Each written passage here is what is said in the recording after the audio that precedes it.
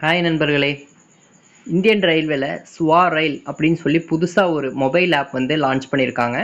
So இந்த app நம்ம எப்படி இருக்குது அப்படின்னு பார்க்கலாம். அப்படின்னு பார்த்தா இன்ஸ்டால் பண்ண முடியல. ஸோ இது ஒரு 4 நாள் கழிச்சு 5 நாள் கழிச்சு கொஞ்சம் ஃப்ரீ ஆகிட்டு நம்ம வந்து இன்ஸ்டால் பண்ண முடியும். அதுக்கு முன்னாடி நம்ம வந்து என்னென்னலாம் ஃபீச்சர்ஸ் இருக்குங்கிறத நம்ம மேலோட்டமாக இமேஜை வச்சு நம்ம பார்க்கலாம். ஸோ வழக்கம் போல தான் இந்த ஆப்புக்குள்ளே நம்ம போகிறதுக்கு நம்ம ஐஆர்சிடிசி ஐடி இதெல்லாம் கொடுத்து நம்ம எம்பின் அந்த மாதிரி கொடுத்து கேப்சாலாம் கொடுத்து நம்ம வந்து உள்ளே போக முடியும். ஈவன் உங்களுக்கு அக்கௌண்ட் இல்லைனா கூட இதில் நம்ம க்ரியேட் பண்ணிக்கலாம். அடுத்ததாக வந்து பார்த்திங்கன்னா இதில் நம்ம reserve ticket, unreserved ticket, platform ticket எல்லாமே நம்ம வந்து இதில் வந்து பண்ண முடியும் போல இருக்குது.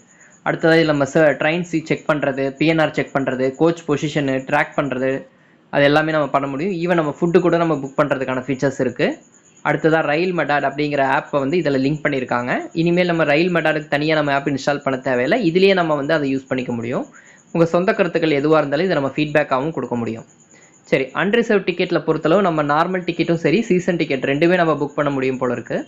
அதே வந்து நம்ம ட்ரெயினுக்கு வெளியே இருந்தாலும் சரி, அதாவது ஸ்டேஷனுக்கு வெளியே இருந்தாலும் சரி, இல்லை ஸ்டேஷனில் இருந்தாலும் சரி, நம்ம தனித்தனியாக புக் பண்ணிக்கலாம். அதுக்கப்புறம் வந்து பார்த்திங்கன்னா இதில் வந்து ரிசர்வ் டிக்கெட் நார்மலாக வழக்கம் போல் பண்ணுற மாதிரி எங்கேருந்து எங்கே போகிறது ப்ளஸ் என்ன கோச்சஸ் எல்லாமே எல்லா ஃபீச்சர்ஸுமே இதில் இருக்குது. அடுத்ததாக பார்த்திங்கன்னா என்னென்னலாம் ட்ரெயின் நம்ம புக் பண்ணியிருக்கோம், இல்லை அப்கமிங் டிக்கெட் புக்கிங் எல்லாமே வந்து நம்ம இதில் அப்கமிங் வர டிக்கெட்டு, கேன்சல் பண்ண டிக்கெட் எல்லாமே நம்ம இதில் வந்து நம்ம டேட்டா லாக் மாதிரி எடுத்துக்கலாம். அடுத்ததாக வந்து நம்ம இதில் பேமெண்ட் கேட்வே அப்படிங்கிற ஒரு ஃபீச்சர்ஸ் இருக்குது. இப்போ நம்ம தட்கல் டிக்கெட்டோ இல்லை வந்து கொஞ்சம் எமர்ஜென்சியில் புக் பண்ணும்போது நமக்கு பேமெண்ட் கேட்வேல தான் நம்மளுக்கு அதிகபட்சமாக டிக்கெட் வந்து வெயிட்டிங் லிஸ்ட்டில் விழுறது. ஸோ அது எல்லாமே நம்ம இனிமேல் அவாய்ட் பண்ணணும் அப்படின்னா நம்ம இதில் நம்ம பேமெண்ட் கேட்வே யூஸ் பண்ணி நம்ம வந்து இதில் ஒரு அமௌண்ட்டில் வேலெட் ஆட் பண்ணி வச்சுக்கலாம். ரொம்ப ரொம்ப ஈஸியாக இருக்கும்.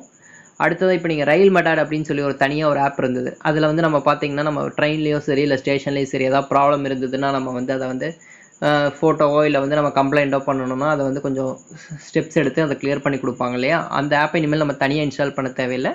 நம்ம இதிலே இன்ஸ்டால் பண்ணிக்கலாம். இதிலே அந்த ஃபெசிலிட்டிஸ் இருக்கிறதுனால நீங்கள் ட்ரெயின்லையோ ஸ்டேஷன்லையோ ஏதாவது ப்ராப்ளம் இருந்ததுன்னா நீங்கள் அதில் வந்து அப்லோட் பண்ணலாம்.